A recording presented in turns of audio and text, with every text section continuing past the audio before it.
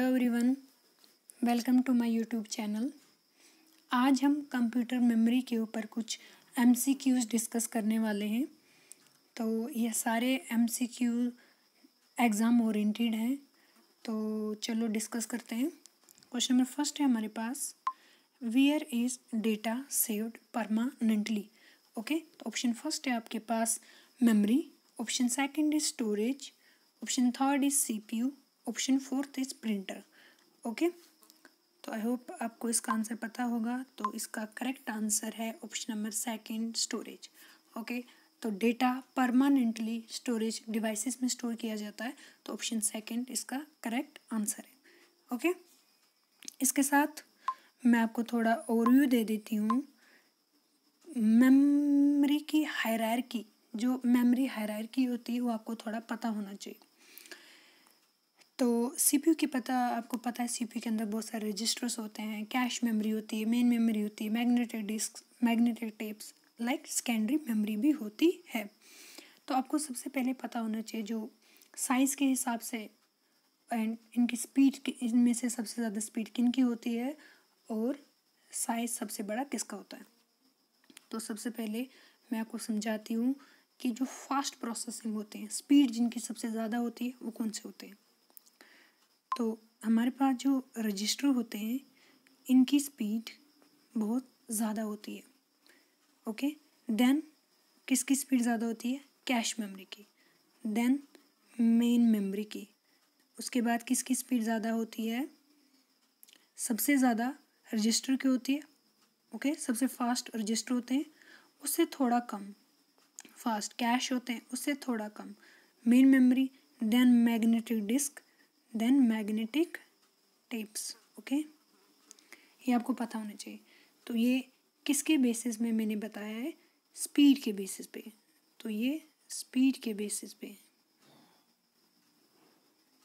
सबसे fast speed किसकी होती है, रजिस्टर की, सबसे कम स्पीड किसकी होती है, मैग्नेटिक टैप्स की। ओके, देन मैं आपको बताती हूँ साइज़। रजिस्टर का साइज़ जो होता है, एक मिनट, रजिस्टर का जो साइज़ होता है सबसे कम होता है, रजिस्टर का साइज़ बहुत कम होता है। देन ज़्यादा साइज़ किसका होता है, थोड़ा ज़्यादा कैश मेमोरी का, देन मेन मेमोरी का, उसके बाद मैग्नेटिक डिस्क का, उसके बाद मैग्नेटिक टेप्स का। तो आपको पता होना चाहिए, ये साइज़ के बेसिस पे मैं बता रही हूँ।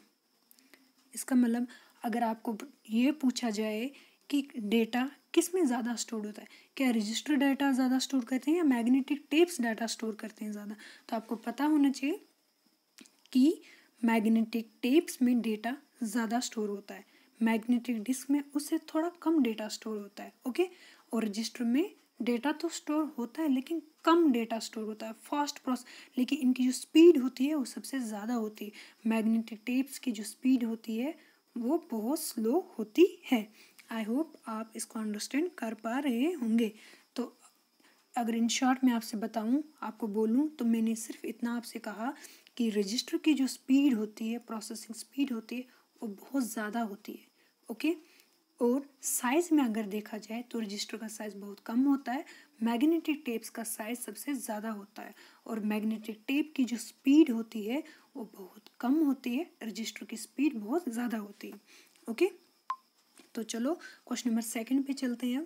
क्वेश्चन नंबर सेकंड है हमारे पास, how many types of memory does a computer have. First option है आपके पास 4, second option is 8, third option is 1 and fourth option is 2। Okay, तो इसका करेक्ट आंसर कौन सा है, इसका करेक्ट आंसर है ऑप्शन नंबर फोर्थ, 2। ओके, तो आप सबको पता होना चाहिए कि जो कंप्यूटर मेमोरी है उसकी दो ही कैटेगरीज होती हैं, मेमोरी को दो ही टर्म्स में, दो ही कैटेगरी में क्लासिफाई किया गया है। फर्स्ट कौन सी है, फर्स्ट है primary memory and second is secondary memory. Okay, तो दो ही तरह की मेमोरी हमारे पास होती है, एक प्राइमरी मेमोरी, एक secondary memory. Primary memory question कैसा आता है कि कभी आपको ऐसा क्वेश्चन में पूछ लिया जाएगा कि primary memory is also known as, वहाँ पे आपको दिया होगा secondary memory, auxiliary memory, okay, RAM, ROM, कुछ भी ऑप्शन में दे देंगे। तो आपको पता होना चाहिए कि प्राइमरी मेमोरी को मेन मेमोरी भी कहा जाता है, okay. Main memory, primary memory is also known as, primary memory को और क्या कहा जाता है, मेन मेमोरी, ओके। और आपके पास जो सेकेंडरी मेमोरी है इसको और कहा जाता है ऑक्सिलरी मेमोरी। ये चीज़ें आपको पता होनी चाहिए। तो आपने अभी तक आपको पता चला कि मेमोरी दो तरह की होती है, primary memory and secondary memory, okay. तो आगे आके हम डिस्कस भी करेंगे प्राइमरी मेमोरी और सेकेंडरी मेमोरी के बेस पे। आज तो मैं आपके सामने एमसीक्यूज लाई हूँ, तो इसके बाद जब मैं ये एमसीक्यू की सीरीज़ ख़त्म करूँगी वहाँ पे मैं एक डिटेल लेक्चर भी मेमोरी का आपके सामने रिप्रेजेंट करूँगी। तो क्वेश्चन नंबर 3 पे चलते हैं। क्वेश्चन नंबर 3 है आपके पास, primary storage is dash as compare to secondary storage, okay. Primary storage means primary memory जो आपने पढ़ा, जिसको मेन मेमोरी भी कहा जाता है, ओके। तो बता रहा है कि जो प्राइमरी मेमोरी होता है इस dash dash as compared to secondary storage. First option is slow and inexpensive. Option second is fast and inexpensive. Option third is fast and expensive. Option fourth is slow and expensive. Okay? तो इसका correct answer कौन सा है? Question number 3 का correct answer है option number 3, fast and expensive. जो primary memory होती है ये बहुत ज़्यादा फास्ट होती है और एक्सपेंसिव होती है as compare to secondary storage. और सेकेंडरी स्टोरेज क्या होता है? सेकेंडरी स्टोरेज स्लो भी होता है और इनएक्सपेंसिव होता है, चीपर होता है प्राइमरी मेमोरी से, ओके। ये आपको पता होना चाहिए। देन नेक्स्ट क्वेश्चन पे चलते हैं।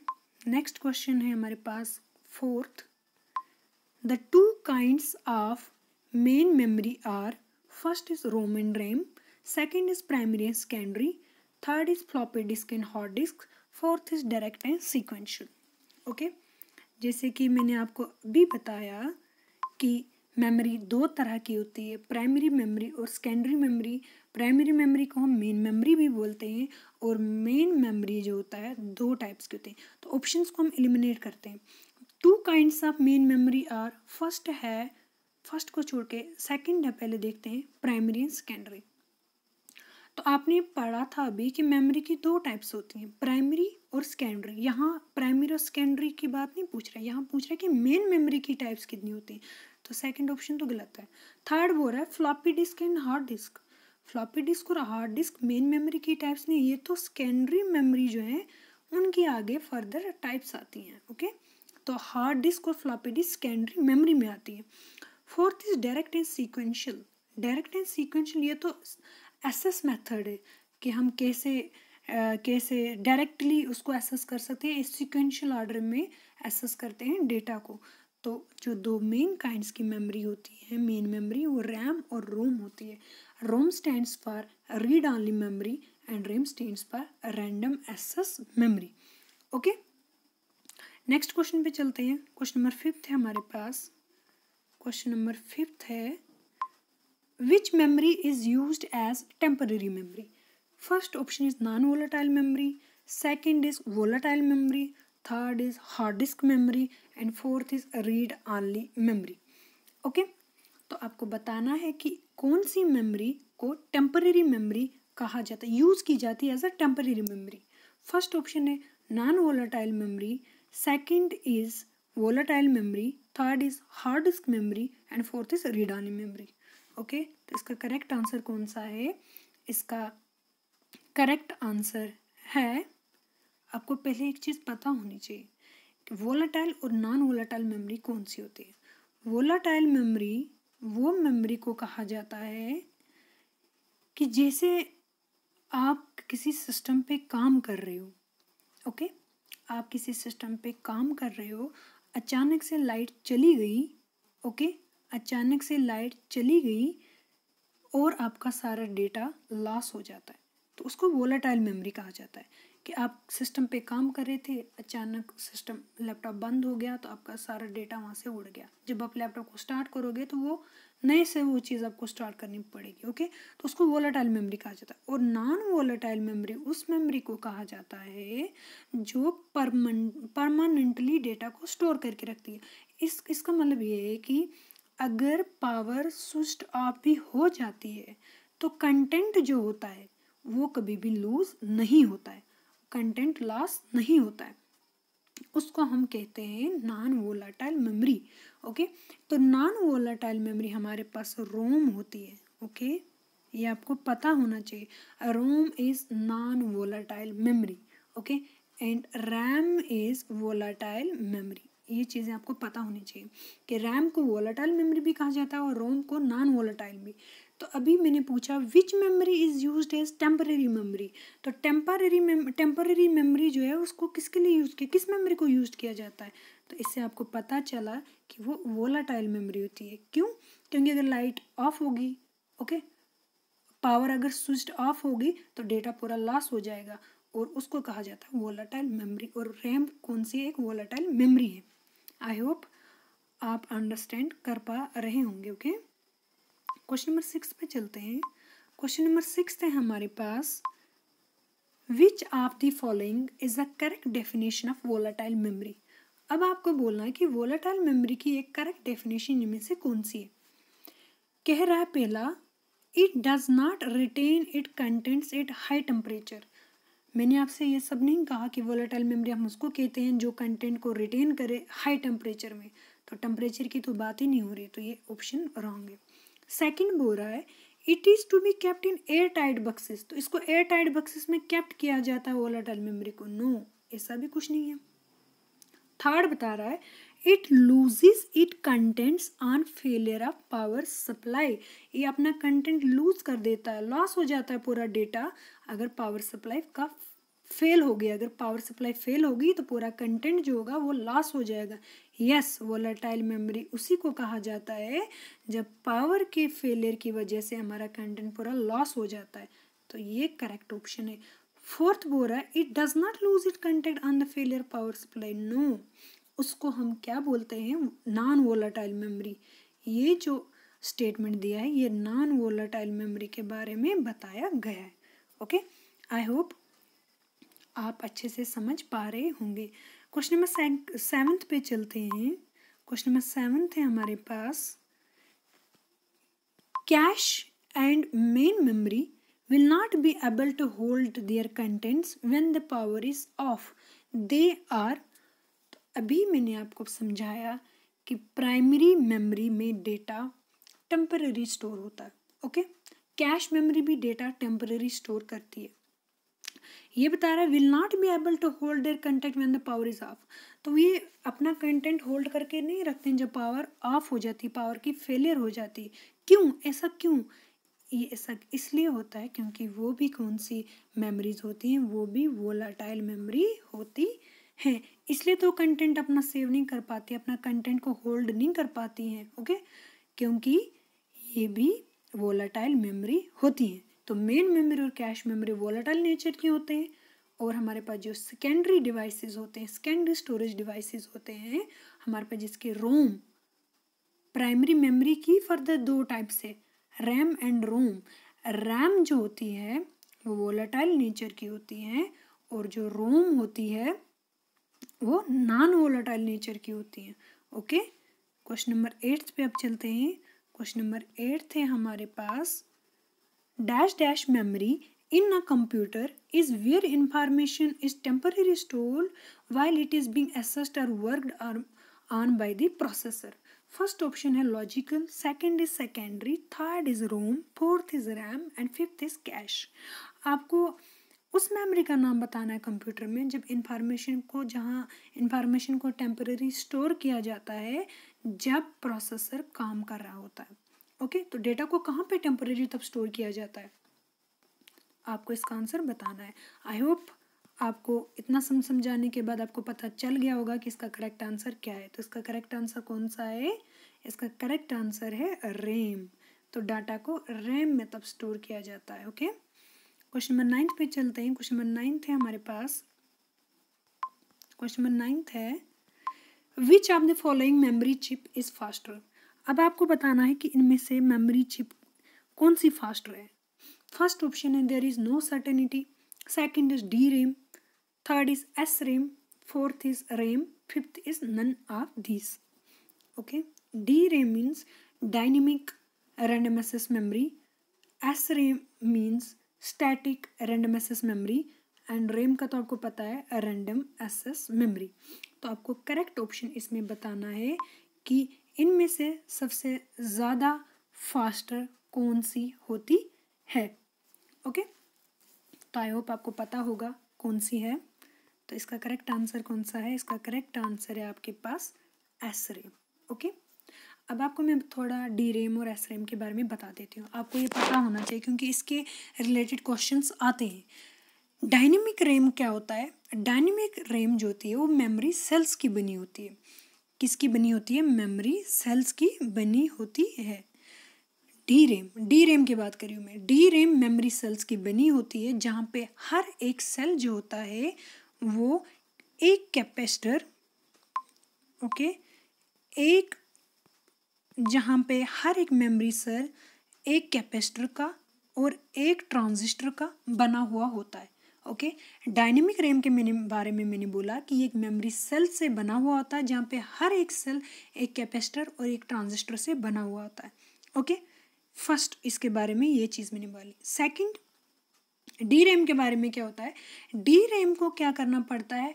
कंटिन्यूसली आपको अगर डेटा स्टोर करना है, डेटा को स्टोर करके रखना, आपको इसको रिफ्रेश बार बार करना पड़ेगा। ओके, तो कंटिन्यूसली क्या करना पड़ता है? इसको रिफ्रेश की ज़रूरत पड़ती है। ओके, रिफ्रेश की ज़रूरत पड़ती है। थर्ड क्या है कि जो डी रैम होती है ये बहुत ही स्लोअर होती है।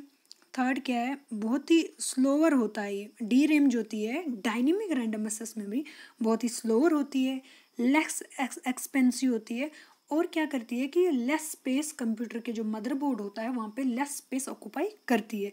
तो ये जो मैंने आपके ये डी रैम के बारे में आपको मैंने सारा बताया। अब मैं आपको एस रैम के बारे में बताती हूँ। एस रैम, तो एस रैम के बारे में क्या क्या चीज़ें हैं? फर्स्ट है कि एस रैम डेटा को स्टोर करके रखती है।